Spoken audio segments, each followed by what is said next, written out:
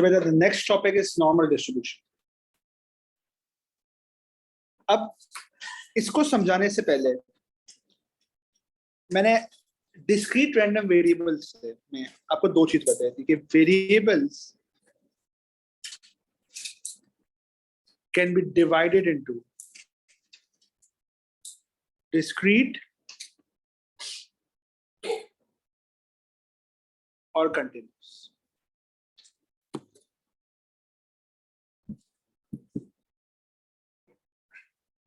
Variables are divided into discrete and continuous.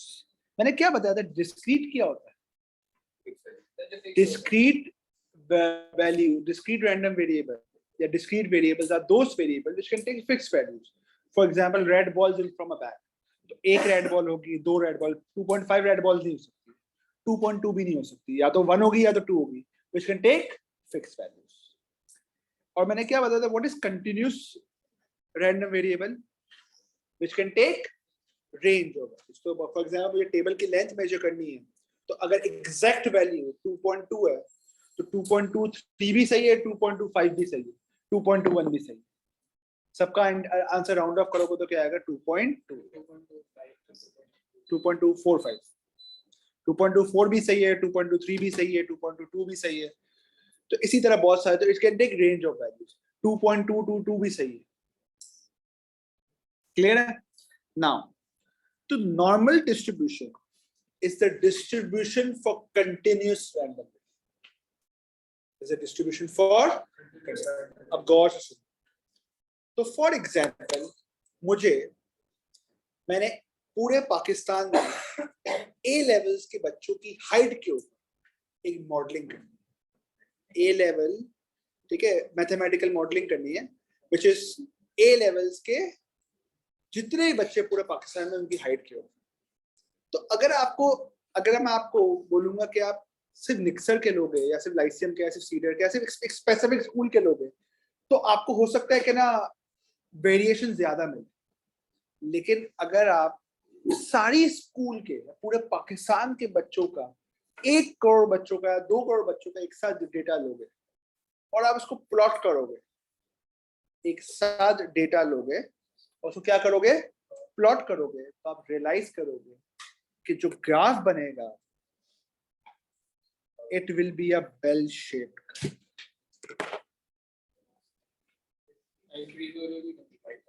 ठीक है?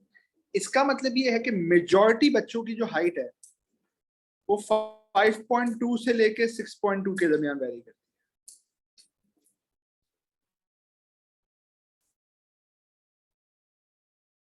ठीक है? तो मैंने क्या बताया? अगर आप पूरे पाकिस्तान के ए लेवल्स बच्चों की हाइट लोगे, 2 करोड़ बच्चों की हाइट ली आपने, और उसको प्लॉटिंग करना स्टार्ट, तो आप रियलाइज करोगे कि मेजॉरिटी ऑफ द डेटा, या मेजॉरिटी की हाइट का लाया करते हैं लाइज बिटवीन 5.2 एंड 6.2.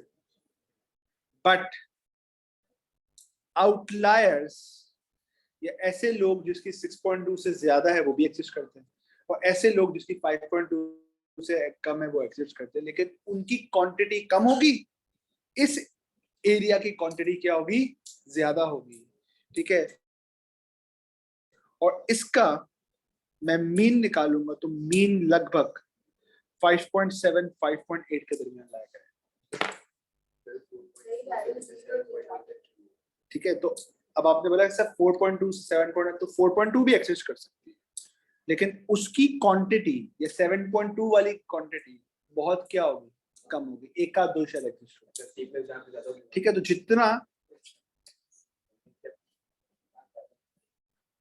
ठीक है, तो this bell shaped curve show क्या करता है कि इसका एरिया शो करता है कि क्वांटिटी कितनी ज्यादा है. जो पीक के करीब होगा उसका मतलब ये है कि वहां उसकी क्वांटिटी क्या है? ज्यादा है. जो कोनों में होगा उसकी क्वांटिटी क्या है? कम. ठीक है? इसी तरह अगर पूरे पाकिस्तान में 9 फॉर एग्जाम्पल बच्चों का, फॉर एग्जाम्पल 5 to 10 साल के, 5 से 10 साल के बच्चों का, अगर मैं देखता हूँ कि यार उनकी वेट क्या है या मास क्या है, तो मोर और लेस मुझे भी वो भी एक सिमिलर रेंज में मिलेगा. 30 से 40 के बीच में या 30 से 50 के बीच में, 30 से 45 के बीच में मेजॉरिटी डेटा लाई करेगा। बहुत कम वेट के या बहुत ज्यादा वेट के क्या होंगे, ऐसे आउटलायर्स एग्जिस्ट करेंगे लेकिन उसकी वैल्यू क्या होगी, कम होगी। तो इस बेल शेप्ड कर्व को का दूसरा नाम क्या है बेटा, नॉर्मल डिस्ट्रीब्यूशन कर्व। ठीक है, उस बेल शेप कर्व का नाम क्या है, नॉर्मल डिस्ट्रीब्यूशन। अच्छा, अब एक बात याद रखना बेटा, आपके वो डेटा, अब एक बात गौर से सुनना, normal distribution curve is very important for mathematical modelling. अभी क्यों बोलते हैं, इसकी वजह ये है कि आप 10, 15, 20, 25 का डेटा पकड़ोगे तो बेल शेप कर्व नहीं मिलेगा। लेकिन आप कभी अगर आप 100 मिलियन 200 मिलियन डेटा की सैंपल को बढ़ाते जाओगे, जो कि मैथमेटिकल मॉडलिंग में होता है, रियल में यही होता है कि आप 2, 5, 10, 15, 20 वैल्यूज नहीं लेते हो, आप क्या करते हो, आप डेटा को बढ़ाते रहते हो, और डेटा का अगर सैंपल साइज काफी ज्यादा हो जाएगा तो मोस्ट ऑफ द केसेस में आपको क्या मिलेगा, बेल शेप कर्व मिलेगा। इवन जो आपकी मार्किंग होती है, आपकी जो मार्किंग होती है सीआईज की, उसमें भी क्या बनता है, बेल शेप कर्व।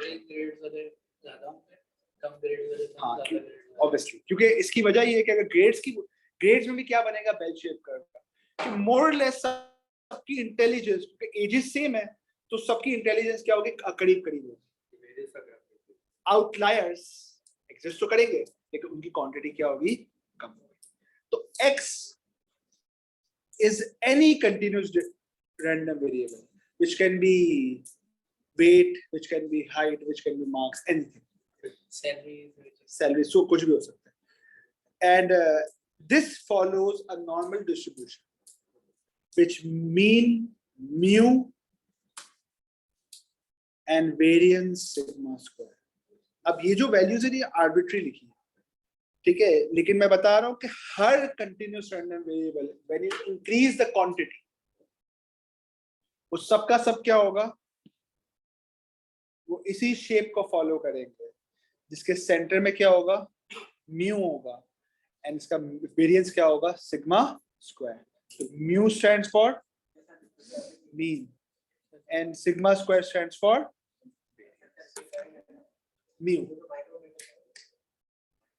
ठीक है, तो मेरी बात याद क्या बोला, कोई भी अगर आप mass of people between 20 to 25 के बीच में, आप पूरे पाकिस्तान से लोग उनकी मॉडलिंग करो तो उनका भी बेल शेप कर्व बनेगा, सैलरीज की मॉडलिंग करो उसका भी बेल शेप कर्व बनेगा, हाइट की मॉडलिंग करो उसका भी बेल शेप कर्व मिलेगा। किसी भी चीज को अगर आप क्वांटिटी बढ़ाते जाओगे, ठीक है वो मैं, अच्छा, अब इस जैसे बाइनोमियल डिस्ट्रीब्यूशन के पैरामीटर्स होते थे, क्या होते थे, एनएनपी। ज्योमेट्रिक डिस्ट्रीब्यूशन के पैरामीटर्स होते थे तो उसका क्या था, पी। वैसे नॉर्मल डिस्ट्रीब्यूशन के पैरामीटर्स क्या होते हैं, मीन एंड वेरिएंस।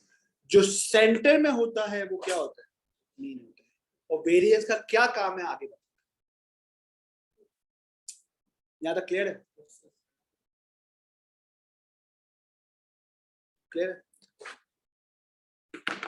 अब सब में होता है, तो x, any x that follows a normal distribution has a mean mu and variance what, sigma square। now अब इसकी प्रॉपर्टीज है बेटा, ये जो एरिया है ना, ठीक है, इसको मैं स्केल करता हूं। स्केल करने का मतलब ये कि the area gives you the probability. The area scale करने के बाद, स्केलिंग कैसे करते वो कोर्स का पार्ट नहीं है, लेकिन area after scaling of the normal distribution curve gives you what, the probability. इसका मतलब क्या है, बताता हूं कि अगर फॉर एग्जांपल मैंने आपको क्या बताया, मुझे पूरे पाकिस्तान के ए लेवल्स बच्चों की हाइट को क्या करना है, रिकॉर्ड करना है या मेजर करना है, उसकी स्केलिंग करनी है। एवरेज क्या था, ठीक है, ये क्या था 5.1, ये क्या था 6.3। तो मैं बोल सकता हूं कि 80% of the total sample has a height between 5.1 and 6.3। तो मैं अगर आपसे पूछूंगा कि what is the probability that a person obtaining has a height between 5.1 and 6.3, तो आप क्या बोलोगे? 80%. तो अब इसका मतलब क्या है कि जो एरिया है स्केलिंग करने का, फ्रीक्वेंसी को स्केल करते हैं, वो कोर्स का पार्ट वो आगे पढ़ोगे आप, ठीक है. उसके बाद आपको नॉर्मल डिस्ट्रीब्यूशन का ग्राफ क्या देगा आपको? प्रॉब्लम, ठीक है. निकालो ये कैसे आगे देखते हैं, ठीक है, लेकिन देगा क्या? बस देखा.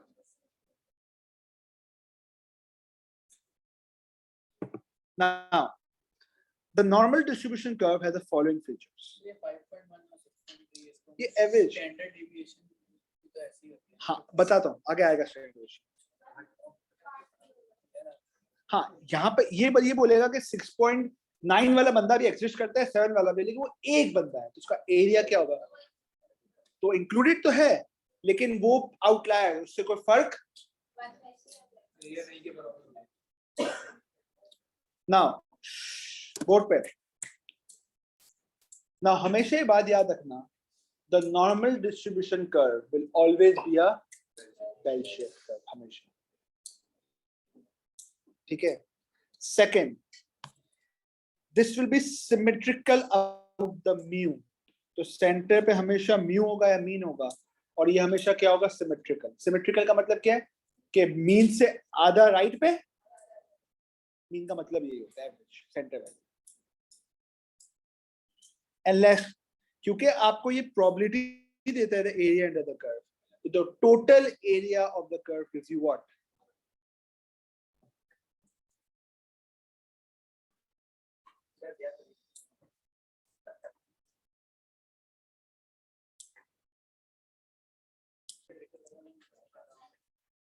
ठीक है. तो बेटा, since the area under the graph gives you what? Gives you what? Probability. Therefore the total probability क्या होगी? 1. तो total area क्या होगा? अब कैसे निकालते हैं एरिया? probability कैसे निकालते हैं? मीन क्या होता है? स्टैंडर्ड डेविएशन क्या होता है? आगे देखते हैं. सबसे पहले कुछ फैक्ट्स जो आपको एग्जाम में पूछता है ऑन एंड ऑफ, लेकिन नेवरदलेस पूछता है. So the first is, if a variable follows a normal distribution with mean mu and variance क्या है? Sigma square. So sigma square is variance. Sigma is standard deviation. Under root of variance is what? Standard. तो बेटा एक fact याद, दो वैसे 3 fact याद रखना है.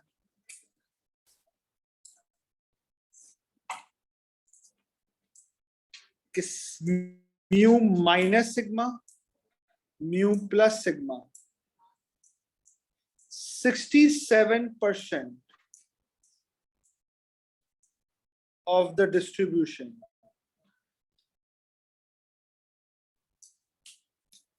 lies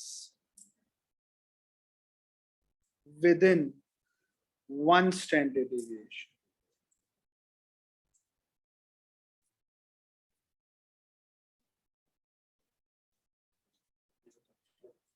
अब इसका मतलब क्या है? इसका मतलब ये कि अगर कोई वेरिएबल नॉर्मल डिस्ट्रीब्यूशन को फॉलो करता है, तो अगर मीन की वैल्यू लेट्स सपोज 10 है और standard deviation value let's suppose 5 है, तो मीन में स्टैंडर्ड डेविएशन ऐड करो, मीन में स्टैंडर्ड डेविएशन सब्ट्रैक्ट करो, 67% ऑफ द डेटा लाई करेगा अराउंड. ये फैक्ट है. अगर फॉर एग्जांपल मीन किसी चीज का मीन 10 है और स्टैंडर्ड डेविएशन क्या है 5, तो मीन प्लस 5 क्या होगा? 15. मीन माइनस 5 क्या होगा? 5. तो between 5 and 15, 67% of the population lie करेगा. अगर हम आपको इसकी वो एग्जांपल दूं कि ए लेवल्स के बच्चों की हाइट का, तो अगर मीन हाइट लेट्स से 5.7 है और standard deviation of the height is let's say 0.5, तो 6.2 और 5.2 के बीच में क्या लाई करेगा? 67% of the population. This is a fact. Gap कोई भी हो सकता है, देखो 10 का नहीं है, कुछ और है. स्टैंडर्ड डेविएशन पे डिपेंड करता है. मीन में प्लस स्टैंडर्ड डेविएशन, मीन में माइनस स्टैंडर्ड डेविएशन, वो जो गैप होगा प्लस सिग्मा माइनस वो जो गैप होगा that will have 67% of the population.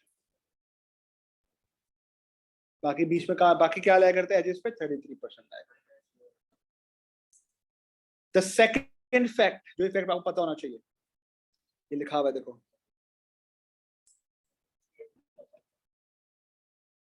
ठीक है अगर आप सुनो अगर आप मीन में 2 सिग्मा ऐड करोगे और 2 सिग्मा सब्ट्रैक्ट करोगे मीन में 2 स्टैंडर्ड डिविएशन ऐड करोगे 2 स्टैंडर्ड डिविएशन सब्ट्रैक्ट करोगे तो आपके पास क्या मिलेगा 95% ऑफ द डेटा मिलेगा 2 टाइम्स द स्टैंडर्ड डिविएशन. तो फॉर द स्टैंडर्ड डिविएशन अगर 0.5 है तो mean height is let's suppose 5.7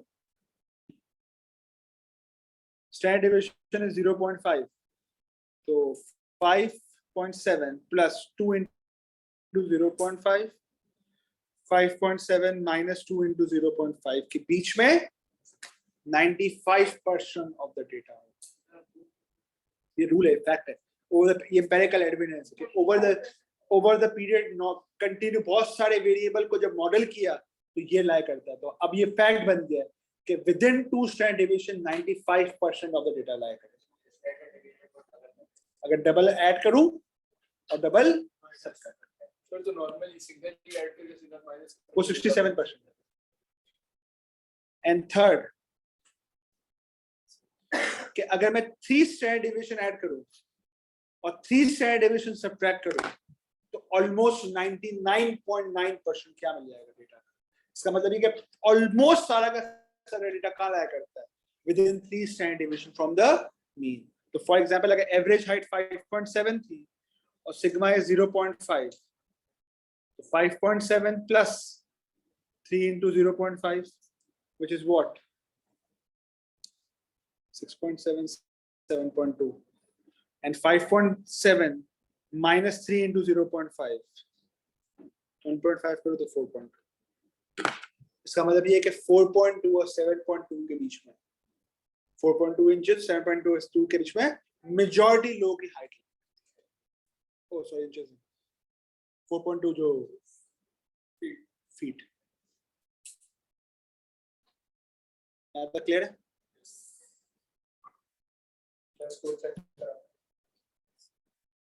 now next. अच्छा अब एक चीज देखो बेटा अब 3 वेरिएबल है या फॉर एग्जांपल मैंने 3 कंट्रीज का लिया ठीक है पाकिस्तान का इंडिया का और बांग्लादेश का सिमिलर चीज है या पाकिस्तान का कोई 3 कंट्रीज का लिया तो x is the height from the of A level students in Pakistan, y is the height of A level students in India and z is the height of A level students in Malaysia. Let's कोई और और तीनों को मैंने क्या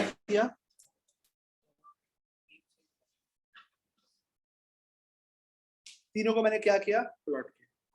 now जब मैं तीनों को प्लॉट किया तो बिकॉज हम लोग सिमिलर बैकग्राउंड से सिमिलर रीजन के ज्योग्राफिकल रीजन के लाया करते हैं तो मोरलेस हमारी हाइट तो क्या होगी ज्यादा फर्क तो नहीं होगा.